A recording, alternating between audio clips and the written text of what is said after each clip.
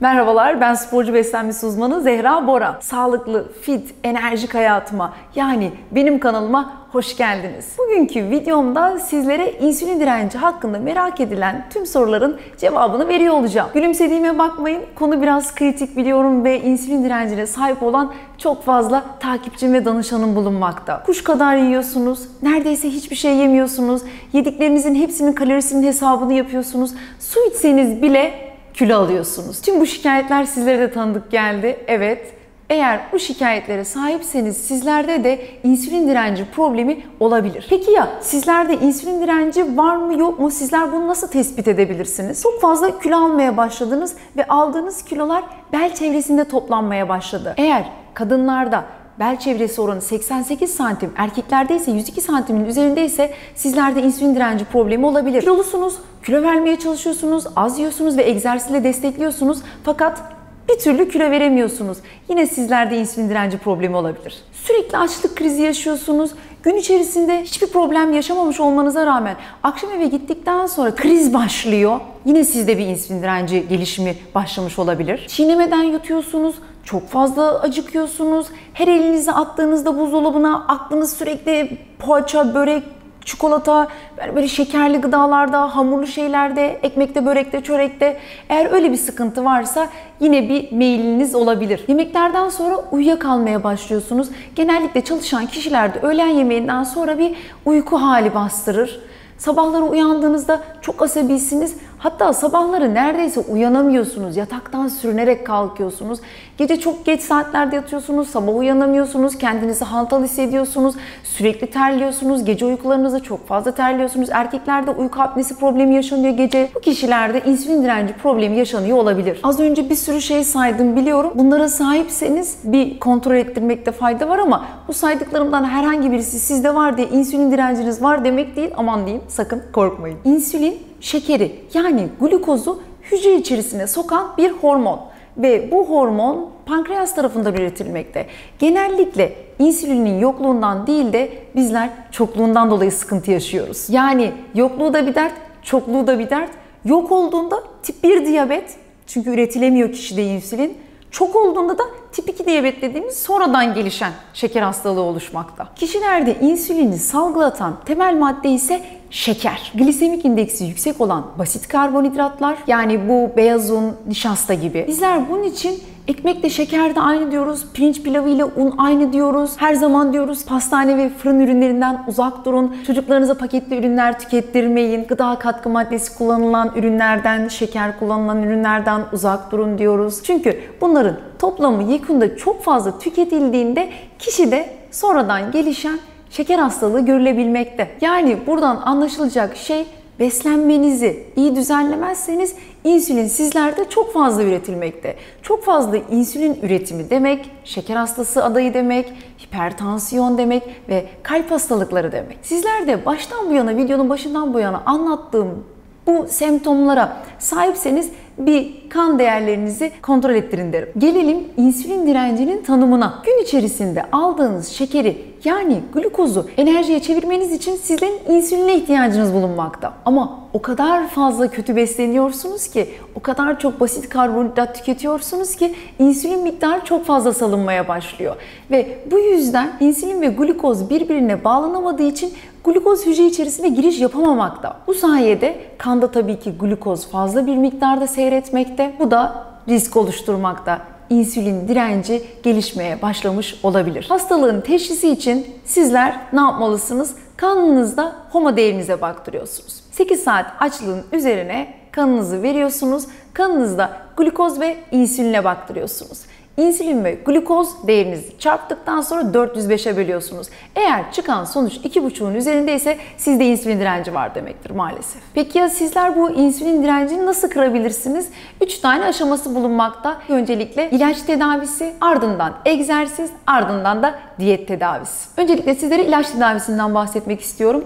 Glukozla insülini çarptınız, 405'e böldünüz, sonuç 2,5'un üzerinde çıktı. Hemen gittiniz bir endokrinoloğa başvurdunuz. Endokrinolog da sizin durumunuzu kritik görmedi. görmedi ve dedi ki sen şimdi git spor ve diyet yap. Sizin de içiniz rahat etmedi tabii ki. İlaç kullanmak istediniz, kilo veremeyeceğinizi düşündünüz. Çünkü uzun zamandır kilo verememe problemi yaşıyorsunuz. Bu noktada krompikolinat adında böyle düşük glisemik indeks besin gibi davranan bir takviye kullanabilirsiniz. Tabii ki bu şart değil. Genellikle faydasını görüyor danışanlarım diyebilirim. Gittiniz doktora, ardından diyete girdiniz, spor yapmaya başladınız. Tabii ki ilaç da almadınız ve bir türlü kilo veremiyorsunuz. İçinizde içinizi yiyor. Tekrardan bir endokrinoloğa başvurup İlaç talebinde bulunabilirsiniz. Tabii ki doktorunuz uygun görürse. İnsülin ve glikozunuzu çarptınız, 405'e böldünüz, 2,5'un üzerinde çıktı.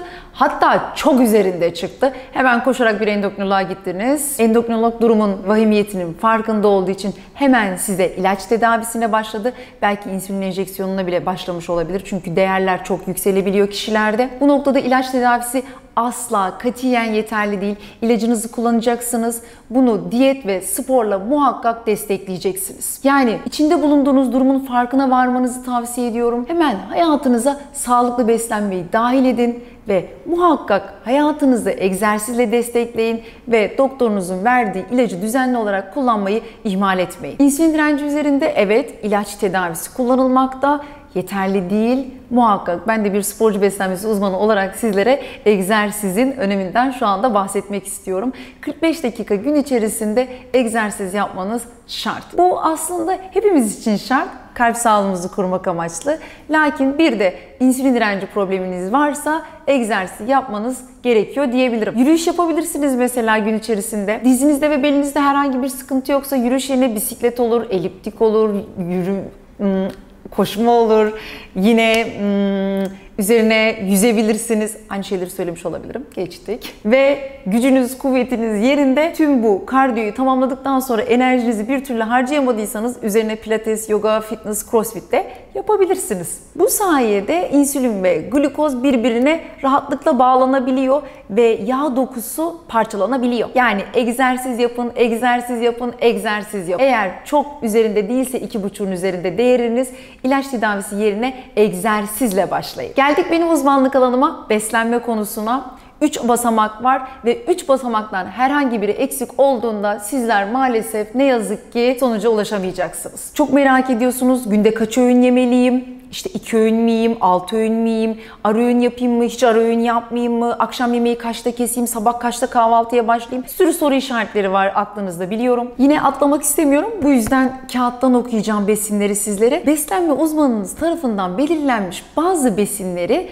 beslenme uzmanınız tarafından belirlenmiş süre dahilinde hayatınızdan çıkaracaksınız. Hep çıkarın demiyorum, hiç yemeyin demiyorum. Sadece bu bir sistem.